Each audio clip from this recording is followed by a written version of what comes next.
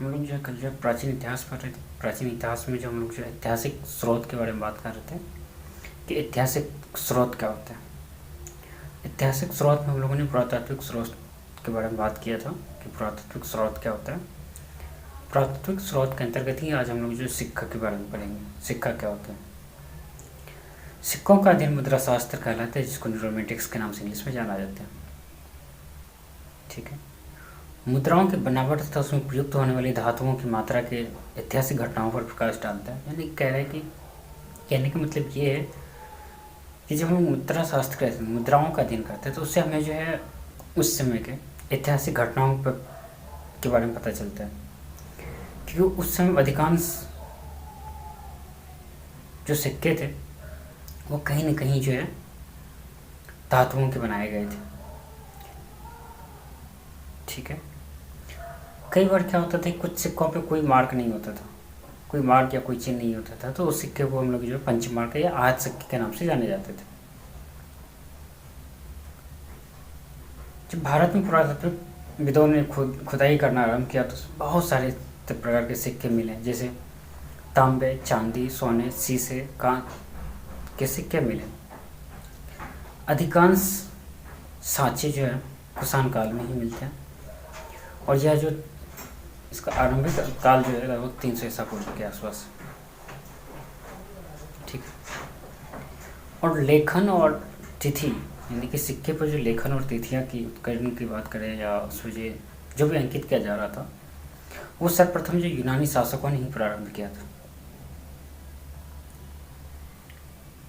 मौर्योत्तर काल की बात करें तो मौर्योत्तर काल के बाद जो है विशेषतः जो शीशे, पोटीन, तांबे, कांसे, चांदी इत्यादि के सिक्के के जो है निर्माण हो रहे थे।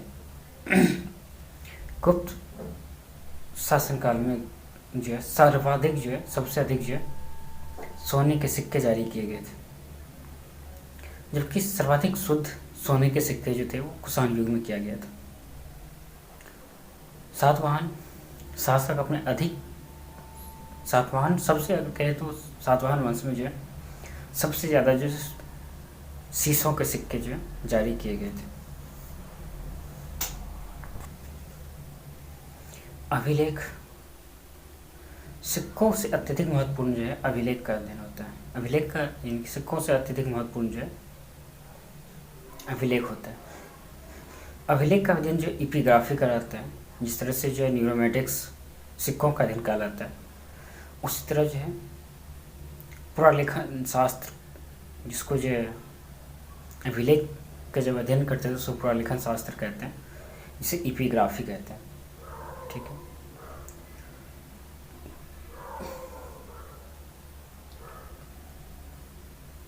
अभिलेख एवं दूसरे पुराने दस्तावेज का जो प्राचीन तिथि का यानी प्राचीन तिथियों या उसमें अंकित चीज़ों के अध्ययन करते हैं तो उसे जो पुरालिपि शास्त्र कहते हैं।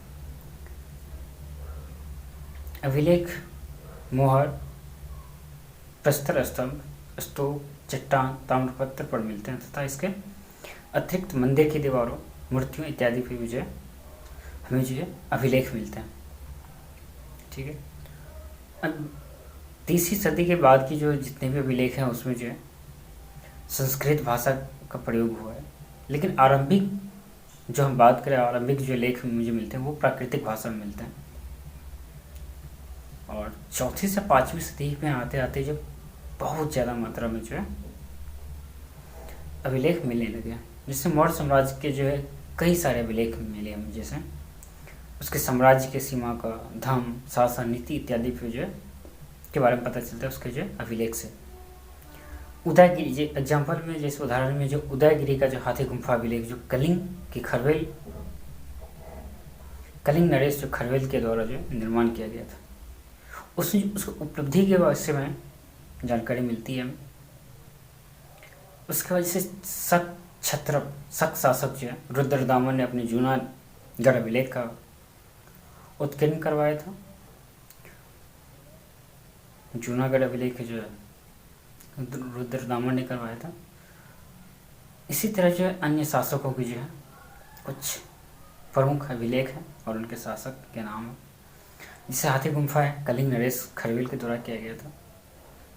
ऐहोल अभिलेख जो है पुलकेशिन के द्वारा किया गया था। जूनागढ़ अभिलेख जो है रुद्रदामन, जूनागढ़ जो रुद्रदामन के द्वारा। प्रयाग स्तंभ समुद्रगुप्त, जिसका जो है शिल्पकार कहे तो हम जो है इसका जो शिल्पकार है वो रवि कीर्ति है। उसके बाद देवपारा बंगाल शासक विजय सेन का है। भित्री व जूनागढ़ अभिलेख स्कंदगुप्त का है। उसी तरह जो है नासिक अभिलेख है गौतमी बालश्री है। ग्वालियर अभिलेख है प्रतिहार भोज का, प्रतिहार भोज शासक का। अब जो वशिष्ठीपुत्र पुलवामी नासिक अभिलेख के माध्यम से अपनी धार्मिक संस्कृति, उनकी संस्कृति के बारे में जानकारी मिलती है। जैसे रुद्रदामन के पास वशिष्ठीपुत्र पुलवामी की जो है नासिक गुहा अभिलेख के माध्यम से हमें जो है उसकी धार्मिक संस्कृति और उसकी संस्कृति के बारे में पता चलता है। जिस तरह से समुद्रगुप्त के जो प्रयागराज स्तंभ है, यानी प्रयागराज स्तंभ अभिलेख है, समुद्रगुप्त के विजय एवं उसके विजित राजाओं के साथ उसकी नीतियों के संदर्भ में जानकारी मिलती है।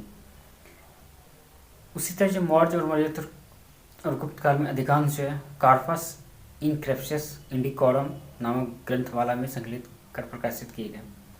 और जो ये है मौर्योत्तर काल और गुप्त काल के अधिकांश अभिलेख जो है कॉर्पस इनक्रिप्शनम इंडिकारम नामक ग्रंथ है, उसमें जो इसको संकलित करके जो प्रकाशित किए गए हैं। ठीक है, सबसे पुराना अभिलेख हड़प्पा संस्कृति की मोहर पर मिलती है, जो लगभग जो 2500 ईसा पूर्व की है। हड़प्पा संस्कृति के अभिलेख अभी तक पढ़े नहीं जा सके, क्योंकि भाव चित्रात्मक लिपि में लिखे गए हैं। उनमें विचार और वस्तुओं के चित्र के रूप में व्यक्त किया जाता था। कहने का मतलब ये है कि हड़प्पा सभ्यता में जो लिपियाँ थी वो लिपि आज तक पढ़ी नहीं जा सकी, क्योंकि वो जो है भाव के रूप में लिखते थे। वो